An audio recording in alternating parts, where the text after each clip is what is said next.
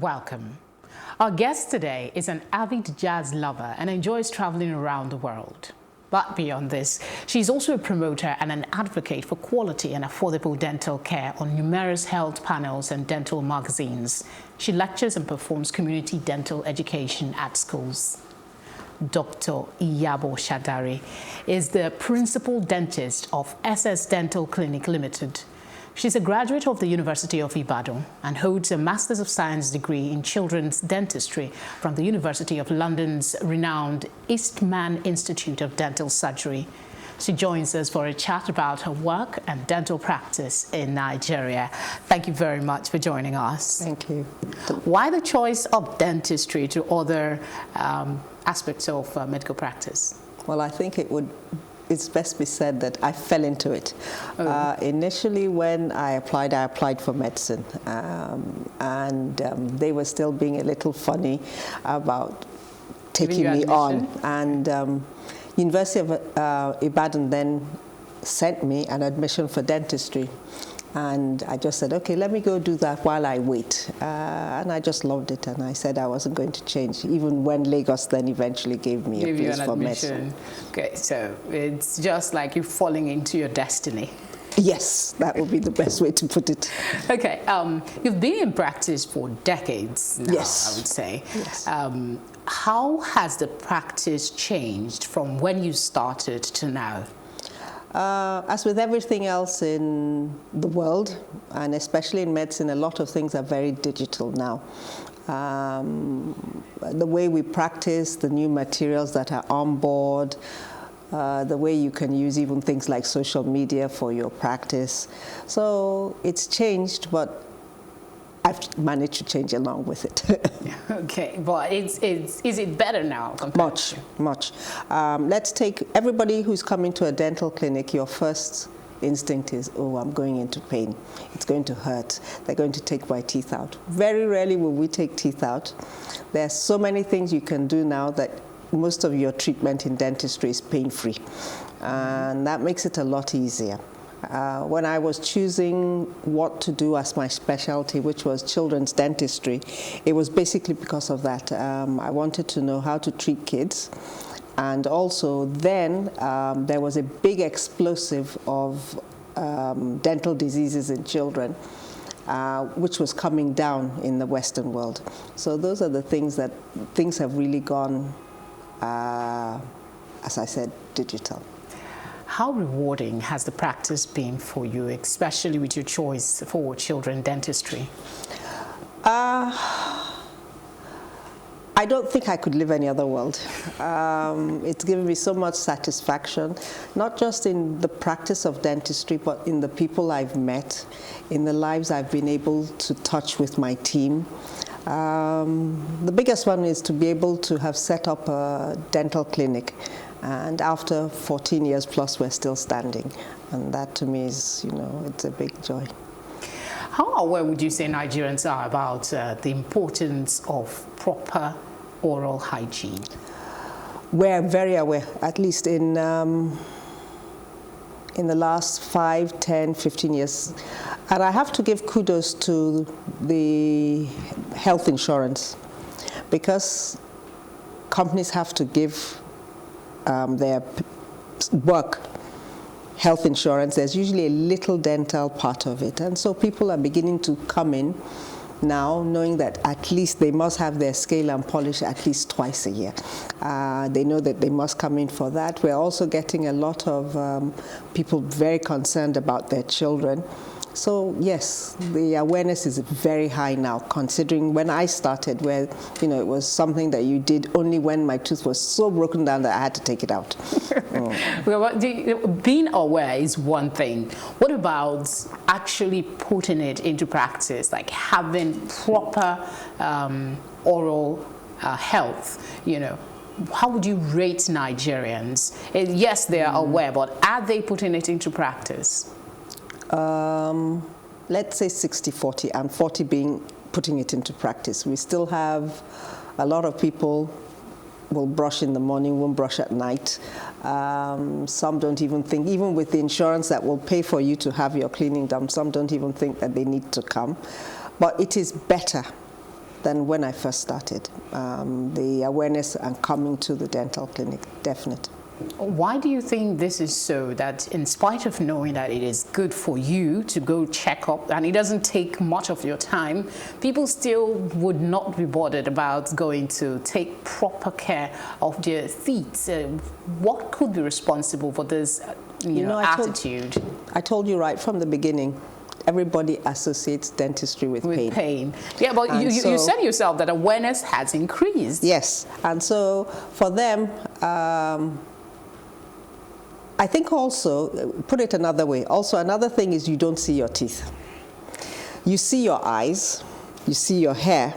Very rarely will you sit in front of your mirror and look. And so when you're getting a lot of buildup of calculus and plaque and stains, it takes for somebody to tell you, no, your teeth are dirty. That's one. I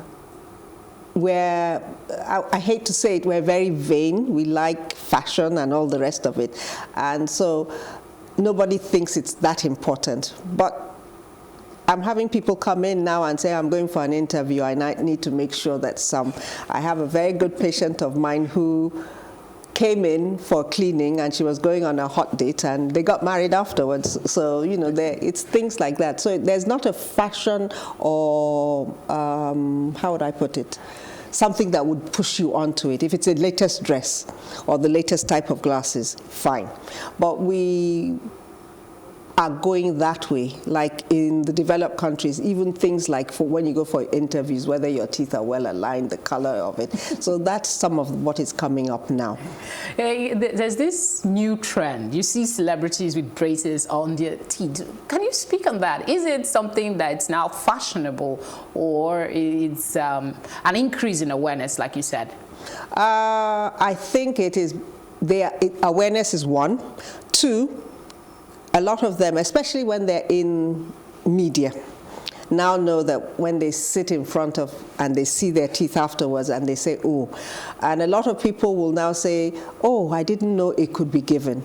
But also in dentistry, for adults, orthodontics is now very fast.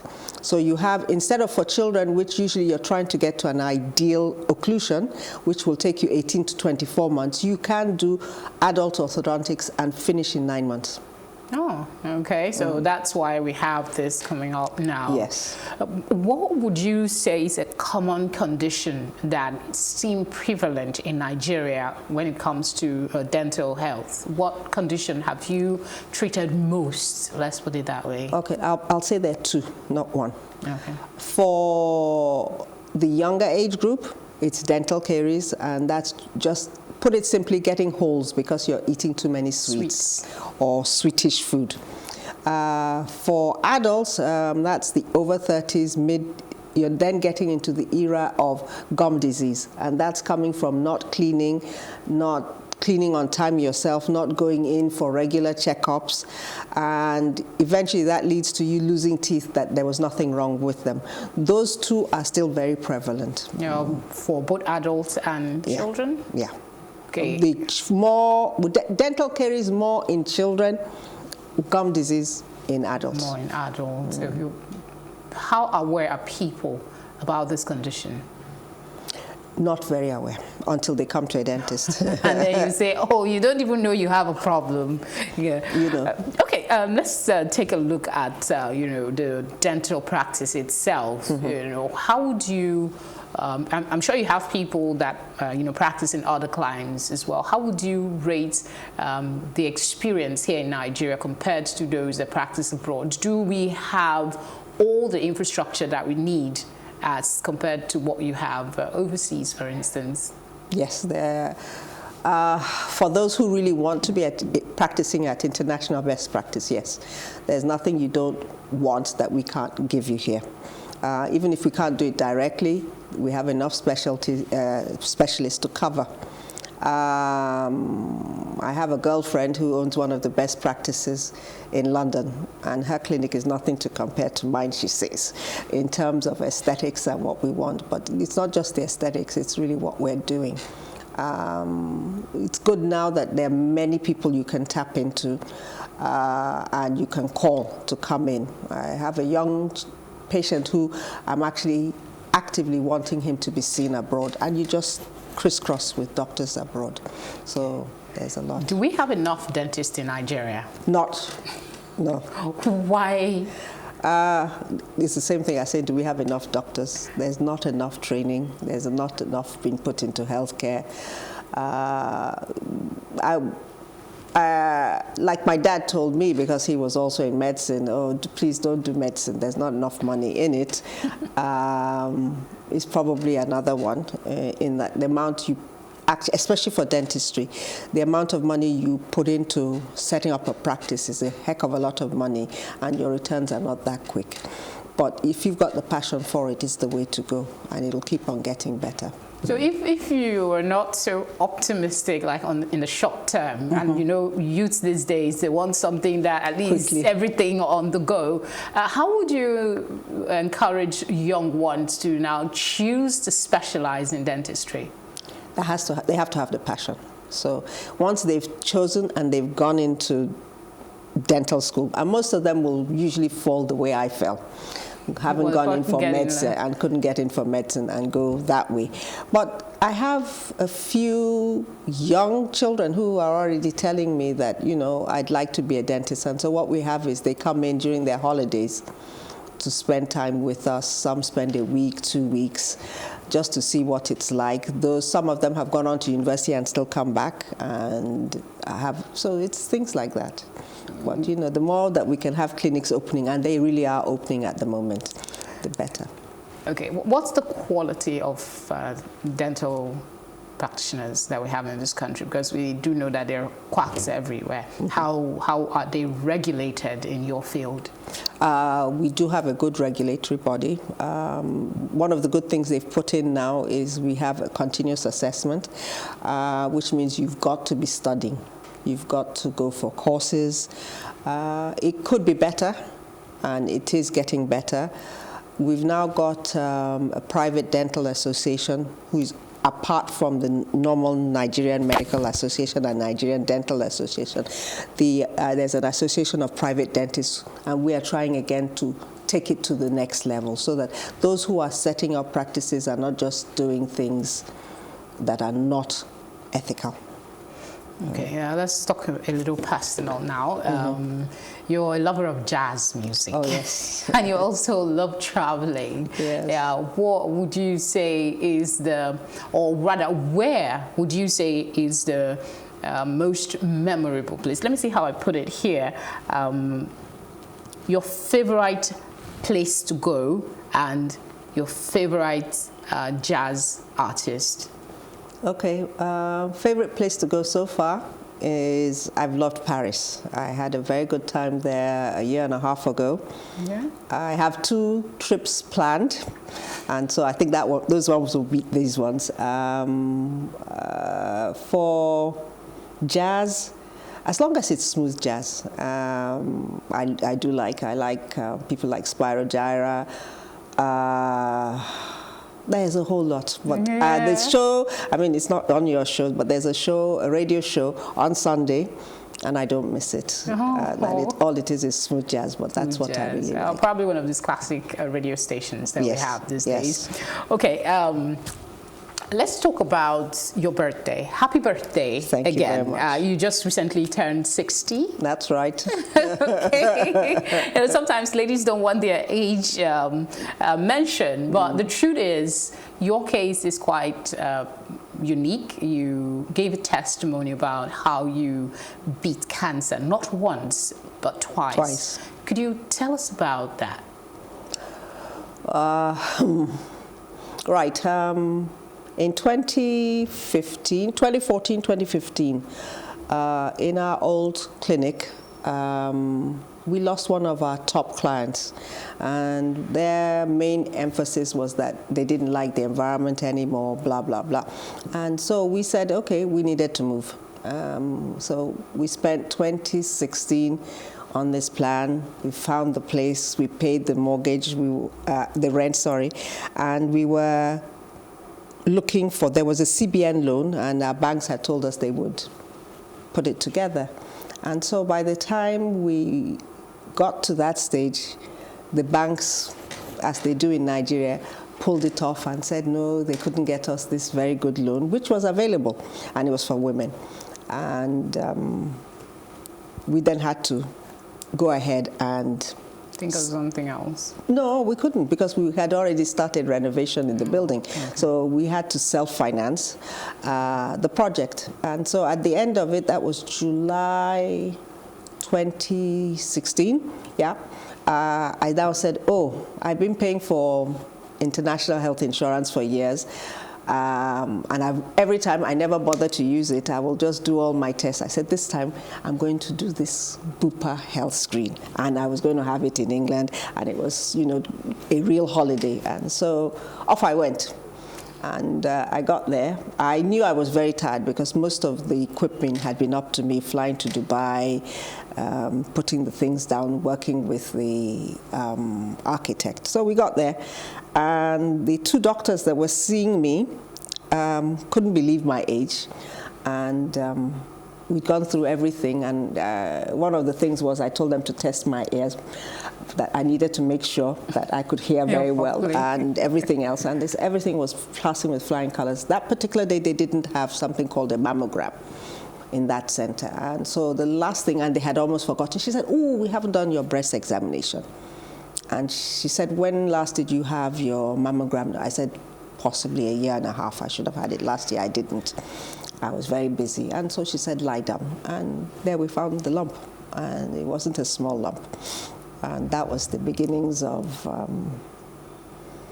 almost 3 years of this battle. I would say it's a battle because the battle is more in your head. But one thing I am going to stress is that everybody should please, especially as you get older, whatever kind of insurance you take the top of the range. By the time I was taking on this new insurance that year, and I paid, it was the top of their international health. And it was a lot of money to me, but I felt, let's do it. If not for that, I probably wouldn't have had the level of care that I've had. I'm being treated by 3 of the top specialists in England. They're using a lot of innovative and revolutionary treatment to get me to where I am. And most of the time, nobody knows that there's anything wrong. I decided to come out with it because a lot of my patients see that I travel often. And I also felt that I have been blessed, and I need to let other people know. So I will be joining in with other people to be able to spread that, you know, basically it is just watching. And they're just 3, like I said, there are 5 main things that we don't pay a lot of attention to. 1 is our diet. 2 is our sleeping. 3 is the stress level that we have. And stress is not just financial or family, but how much are you carrying in your head? How much do you talk to yourself? What are the negative things you're saying to yourself that's affecting your body? Do you socialize? I'm not one of those. So for me, everything ranged around SS Dental Clinic, and so I wasn't surprised. And then things like family history, but those are the main things. And so, 2 things from this conversation. 1, so your story is people should take better care of themselves. Yes. It doesn't matter how busy you are, find time to take care of yourself. Yes. The second part is on health insurance. Do you think it's something Nigerians are really aware of and are willing to embrace? And is there trust? Do we have that kind of system here in Nigeria? We do. It's just that it costs a lot of money. So the basic health insurance here, most of the time it's your company that will pay. We're supposed to have a national one. Doesn't work. But once you start to get to a specific age, it is usually good to add that extra one, an international, or let your insurance policy cover it. Because that is the one where, when you really need it, is the one that will kick in. So if I'd had just the normal health insurance, the kind of money that has been spent, I wouldn't have been able to spend. I mean, I sit in Harley Street clinics and have all these sheikhs and people. I mean, the first time I got there, I looked at them and I said, in Yoruba, I'll say this in Yoruba, Iwo long. In all of this, you have pushed me this high to come and sit with sheikhs and all the rest of the people. Obviously, there's something I'm supposed to be learning.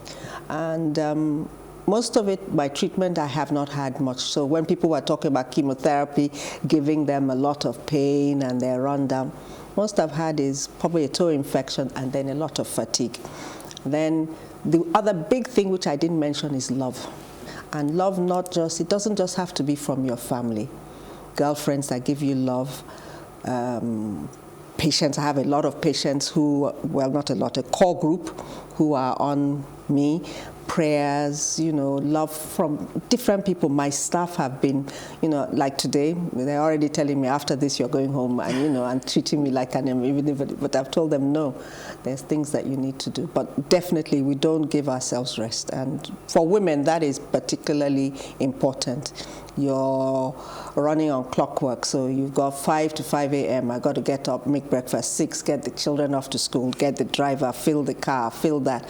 You've just got to find those my times and those times that are truly yours. Do you think Nigeria will ever be able to replicate the kind of medical care, medical insurance that we go out to get? Like in your case, there's every possibility that if you hadn't done what you did, the story might be different today. Do you ever see a scenario where this country will be able to have that kind of quality health care for the people? I had a talk with your boss just now. In the era of my dad, we had probably one of the best healthcare systems in Nigeria. We've lost a lot of that, and that has come from government. Until we, the private, begin to stand up and say enough is enough. And then people who are going into health insurance are not just thinking of what can we make out of it, but actually not taking the money, which some of them do, take the money and invest in other things and then don't plow back. It will come. In terms of infrastructure in universities, very sad. So a lot of people, now you have a mass migration of doctors, and we're going to keep on having that until the country gets better. How are we going to do that? Because the truth of the matter is we need to have more indigenous doctors. We don't need, after training them, they leave the shores of this country. What, in your opinion, can government do to tweak that so young people are encouraged to stay back in this country and grow our healthcare system? Give us light. Give us good roads.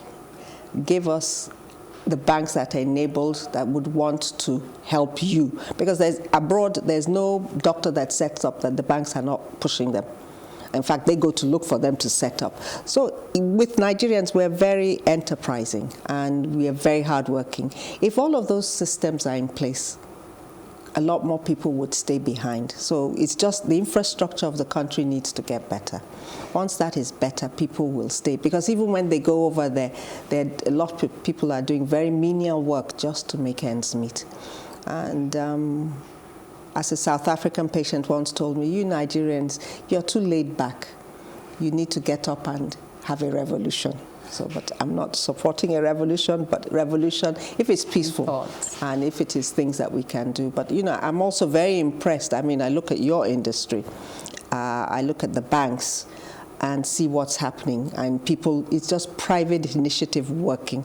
So if we can begin to have that working in health, where somebody's going to say, I got a lot of money. I'm going to sit down and say, look, this is what we have and this is where we're going. It will come, but now it's not in my generation again, it's in your generation too. Well, let's hope it does come. At least you get to see and smile and say, this is what, I've always wanted for this country. One more thing. I know this chat is primarily about, your work and other things, but I wanted you to look at the health sector generally in Nigeria. We have cases where public health workers go on strike incessantly over disagreement with government, over pay and allowances and the likes. Just recently, the university, I think Lagos State, Lagos State University doctors went on yet another strike.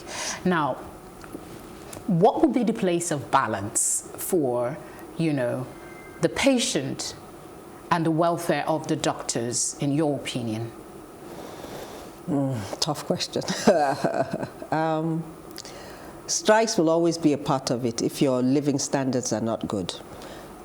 If there's a dichotomy between what, say, the VP is earning and what the general doctor is earning, there'll always be a strike.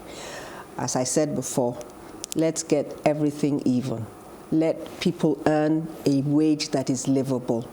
Let's remove all the excesses that we're spending money on, diesel, our petrol, the bad roads, and therefore your car ends up in the mechanics half the time. Once you remove those puts back costs into the person's hand, and that won't go. Most of the time, even when they go on strike, they still see the patients.